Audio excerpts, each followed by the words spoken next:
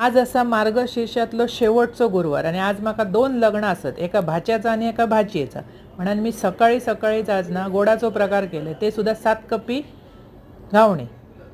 7 तास तांदूळ भिजत ठेवून व्यवस्थित ते बारीक वाटून घेतलं. त्याच्यानंतर भिड्याक लावलंय तेल, त्याच्यात फक्त तांदळाच्या पिठात ना वाटलेल्या मीठ घातलंय, बाकी काही एक घालूचं लागणार नाही. गूळ चून करून घेतले, जसं आपण मोदकाक तसा करतो तसा. एक घावणो घातलं, एका बाजूक तर गुळचून लावून घेतलंय आणि व्यवस्थित तो परतलंय. दुसऱ्या बाजूक परत तेल लावलंय, त्याच्यावर झाकून की ना जरा उचलाक लागलो की परत गुळचून घालायचं आणि ह्या बाजूसून त्या बाजूक परतायचं. असे 7 पदर करायचे. पण आता गोड इतक्या कोण खाऊक जाणार नाही हो, ते 3 किंवा 4 पदर करतो.